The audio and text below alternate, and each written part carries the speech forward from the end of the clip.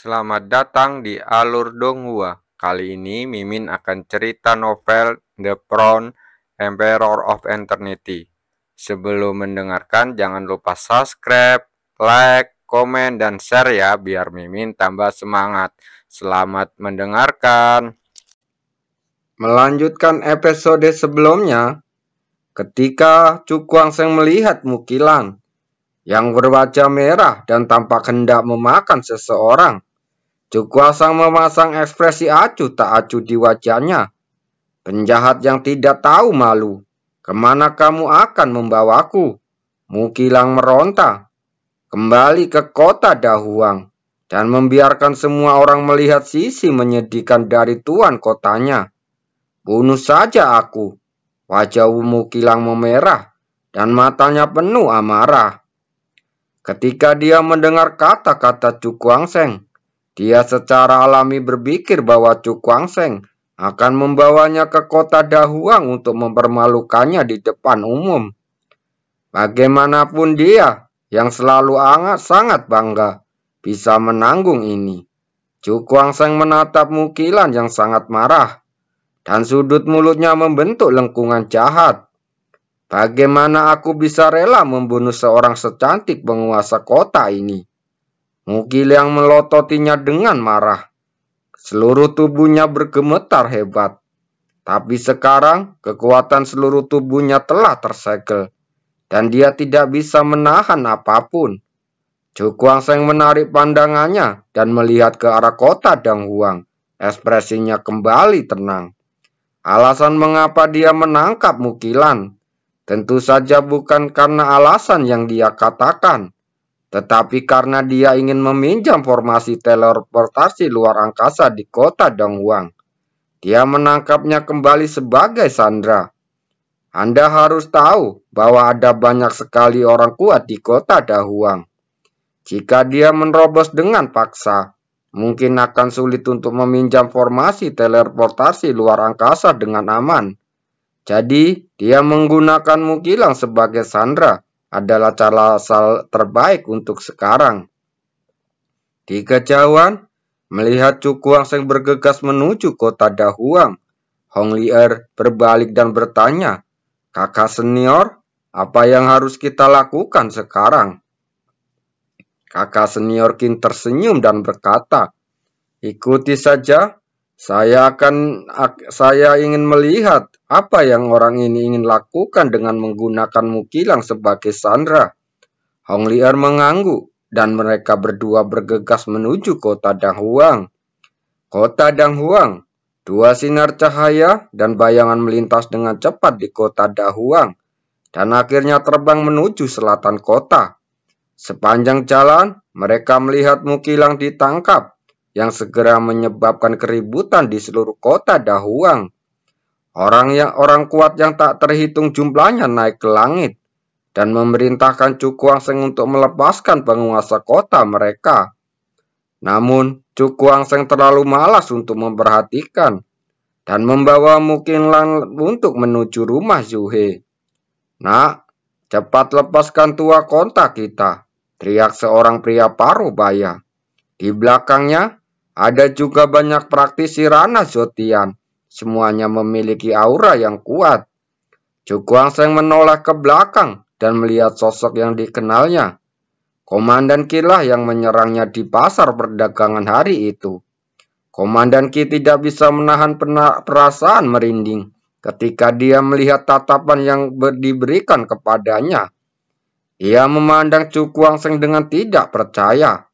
Orang ini benar-benar menangkap penguasa kota mereka. Cukwang-seng menarik pandangannya.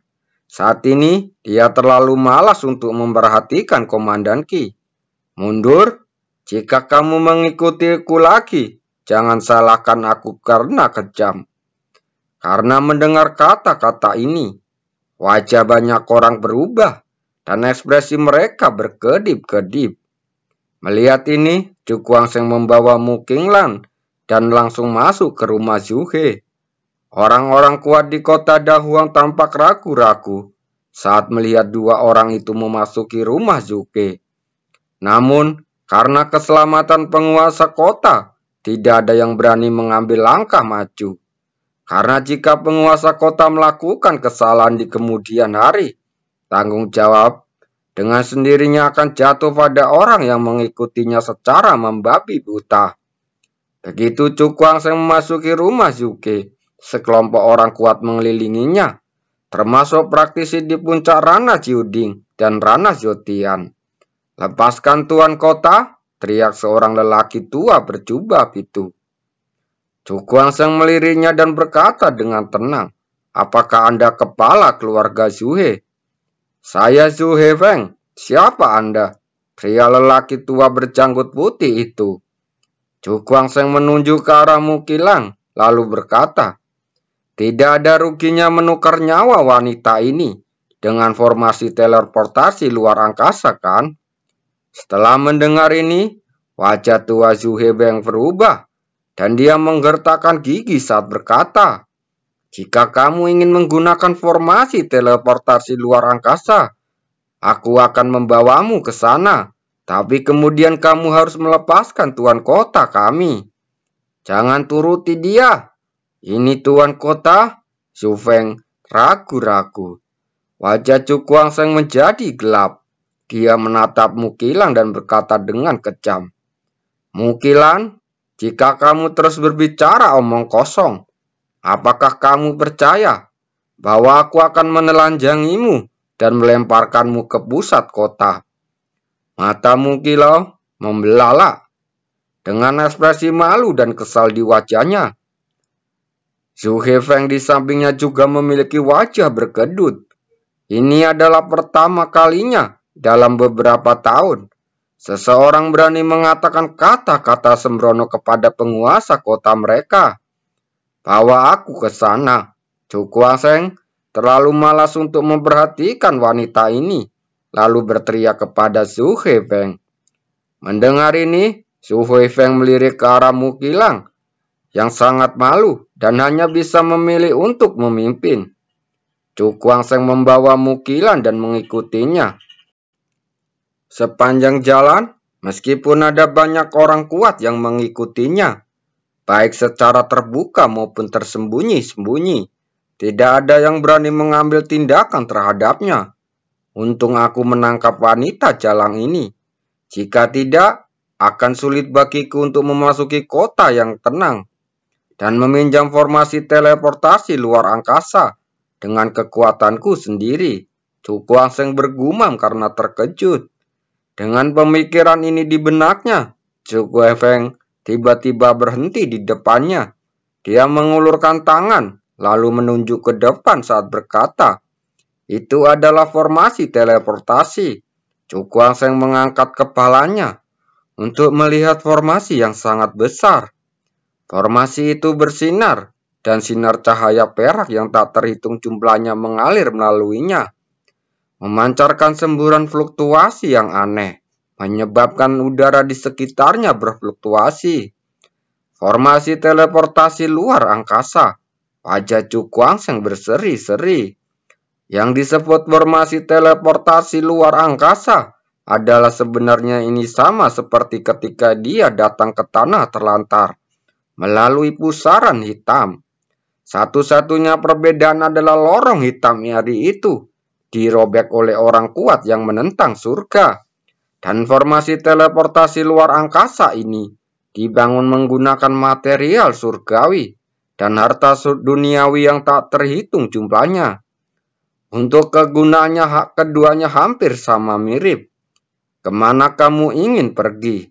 Jika tidak ada formasi teleportasi luar angkasa di sana, aku tidak akan bisa mengirimmu ke sana. Cukuang Seng tersenyum tipis. Dia secara alami mengetahui hal ini. Formasi teleportasi luar angkasa membutuhkan dua lokasi pada saat yang sama untuk dapat memindahkan seseorang ke sana.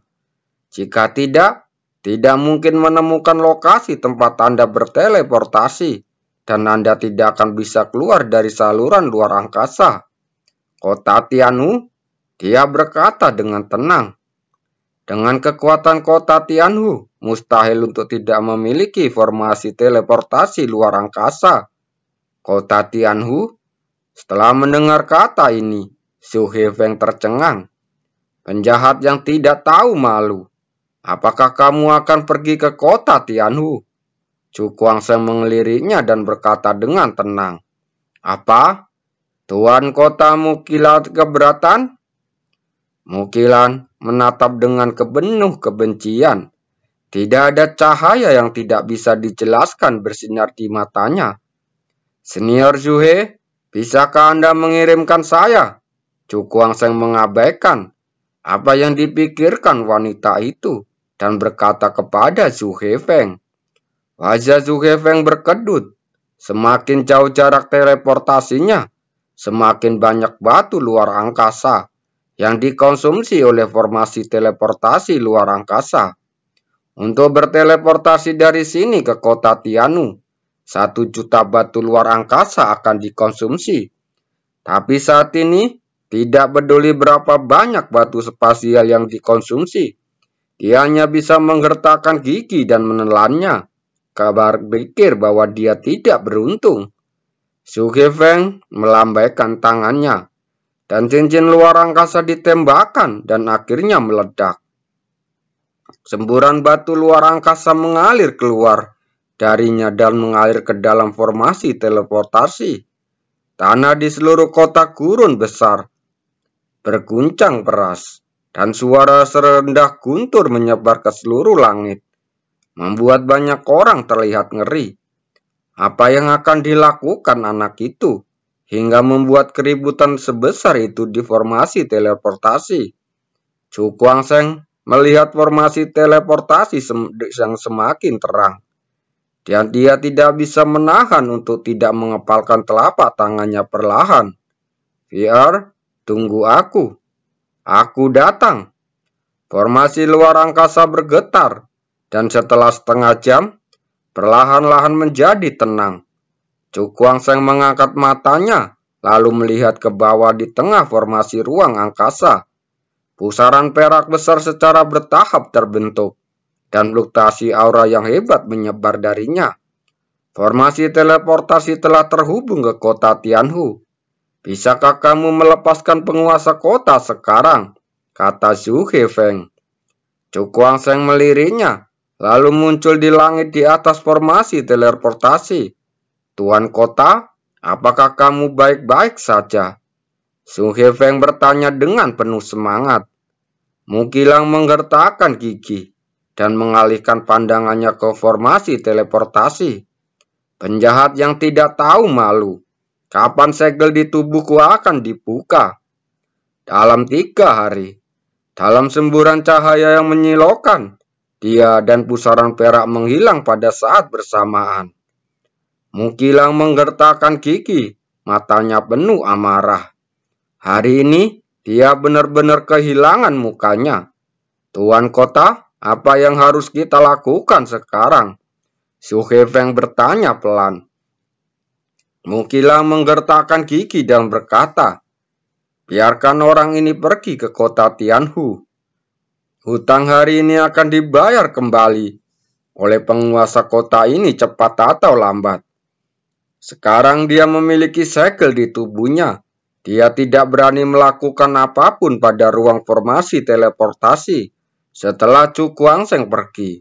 Karena jika itu terjadi, kemungkinan besar mereka akan mati bersama. Mendengar ini, Su Hefeng menggelengkan kepalanya tanpa daya. Anak ini telah mencungkir balikan kota Dahuang. Di satu titik di kota, 2 sosok muncul. Mereka melihat ke arah Chu Guangsheng yang telah menghilang ke dalam formasi teleportasi, dan tidak bisa menahan ekspresi aneh di wajah mereka. Tempat yang dikunjungi orang ini sebenarnya adalah kota Tianhu, kata Hong Lier dengan heran. Mata kakak senior Qin berkedip, dan dia berkata, kakak tertua ada di sana. Sepertinya kita dan orang ini kemungkinan besar akan bertemu lagi. Pada titik ini, dia melihat ke arah Hong Lier dan berkata sambil tersenyum menggoda, apa yang kamu lakukan kali ini? Anak itu tidak akan pernah melupakan apa yang dia lakukan di kota Dahuang. Jika kamu bertemu dengannya di kota Tianhu, kamu akan mendapat masalah. Kamu pasti takut padanya. Hong Lier mengerutkan bibirnya. Namun, kata-katanya jelas tidak meyakinkan. Karena dia tahu bahwa seorang yang bisa mengalahkan Mukilang bukanlah sesuatu yang bisa dia tandingi. Hahaha, ayo pergi. Melihat Hong Lier yang berlidah keras, Senior Qin tersenyum dan menariknya pergi. Di saluran luar angkasa, sinar cahaya perak yang cepat lewat dan melesat menuju kegelapan di kejauhan. Chu Guangsheng duduk bersila di atas piring perak bundar. Di sekelilingnya, cahaya perak naik dan berubah menjadi lapisan cahaya perak, menutupi bagian dalam dirinya. Benda semacam ini adalah cakram luar angkasa yang dibawa oleh formasi teleportasi luar angkasa. Setiap teleporter akan memilikinya untuk menghindari berbagai bahaya di saluran luar angkasa. Chu Guangsheng melihat sekeliling yang gelap gulita, membalikkan telapak tangannya dan sebuah batu nisan hitam muncul. Dilihat dari penampakannya, itu persis versi miniatur dari batu nisan yang dihubungkan dengan 5 rantai di luar gunung pada hari itu. Benda ini sepertinya kehilangan sesuatu. Aku tidak bisa mengaktifkannya. Dia menatap batu nisan itu saat bergumam. Ekspresinya tiba-tiba bergetar dan 5 rantai gelap muncul di benaknya. Mungkinkah benda ini yang hilang? Tebak Chu Guangsheng pelan. Memikirkan hal ini, dia tidak bisa menahan senyum pahit. Anda tidak akan seberuntung itu, bukan? Jari kelima rantai itu benar-benar diperlukan untuk memindahkan batu nisan ini. Lalu di mana saya menemukannya? Lupakan saja, kita akan memikirkan solusi saat kita sampai di kota Tianhu. Chu Guangsheng menggelengkan kepalanya dan menyingkirkan batu nisan itu. Selanjutnya, sebuah gulungan kuno muncul di tangannya, yang merupakan metode kultivasi formasi cahaya matahari besar. Saat membuka gulungannya, Chu Guangsheng melihat sekilas metode kultivasi formasi cahaya matahari besar. Sebenarnya, dibutuhkan 5 batu cahaya untuk membangun formasi. Dia berkata dengan ekspresi terkejut di matanya. Yang disebut batu cahaya adalah benda aneh di dunia, yang hanya lahir di tempat kekuatan cahaya yang paling kuat. Dalam keadaan normal, sulit untuk bertemunya sama sekali. Ini akan menjadi rumit sekarang, kata Chu Guangsheng tanpa daya. Mendapatkan 1 batu saja sudah sulit, apalagi harus 5. Pertama, kenali metode konstruksi formasi cahaya matahari besar. Dia menggelengkan kepalanya. Meskipun tidak mungkin membuat formasi cahaya matahari besar yang sebenarnya tanpa batu cahaya, tapi Anda dapat menggunakan waktu luang ini untuk menghafal berbagai langkah pembuatan formasi. Jika mendapatkan batu cahaya di masa depan, maka dapat dibangun dalam waktu singkat. Memikirkan hal ini, Chu Guangsheng memanggil pohon kuno dan langsung memasuki ruang pohon kuno itu. Begitu dia memasuki ruang pohon kuno, dia langsung menuju ke monumen pencerahan. Chu Guangsheng duduk di tempat dan membuka gulungan itu. Tiba-tiba, sinar cahaya keluar darinya, lalu menyatu dengan monumen pencerahan. Saat berikutnya, cahaya yang sangat menyilaukan keluar dari monumen pencerahan, lalu mengalir ke tengah alisnya. Sejumlah besar informasi pelatihan tiba-tiba keluar dari benaknya, seperti air pasang, menggelengkan kepalanya, dan membuatnya perih. Chu Guangsheng menggertakkan gigi, membentuk segel dengan tangannya, memasuki latihan dan mulai memfokuskan pikirannya, dan mencerna informasi pelatihan dari formasi cahaya matahari besar. Setengah hari kemudian, Chu Guangsheng menghela nafas dan perlahan membuka matanya. Ada pandangan aneh di matanya. Formasi cahaya matahari hebat ini sangat aneh. dan dengan bantuan tablet pencerahan, cukup kesulitan untuk memahaminya. Cukuang Seng menjabat tangannya dan bergumam. Formasi cahaya matahari besar jadi dibagi menjadi 3 tahap. Sungai cahaya, jantung cahaya, dan pedang cahaya matahari hebat. Dia baru memahami tahap kedua dari formasi cahaya matahari besar, jantung cahaya. Hal ini menunjukkan betapa sulitnya mempraktekkan formasi ini. Saya ingin tahu apakah kita dapat membangun formasi dasar sebelum mencapai kota Tianwu. Cukuang Seng bergumam, lalu menutup matanya dan membentuk segel dengan telapak tangannya, sesuai dengan metode kultivasi di kepalanya. Sinar cahaya keluar dari ujung jarinya dan mulai berputar sepanjang lintasan kuno di atas kepalanya. Samar-samar, seperti ada formasi yang sangat besar, perlahan mulai terbentuk.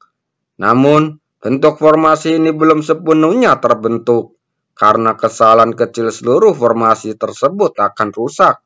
Dalam hal ini, Cukuang Seng tetap tenang dan terus membangun kembali formasi matahari besar. Waktu berlalu dengan cepat dalam kegagalan yang terus-menerus ini. Terima kasih.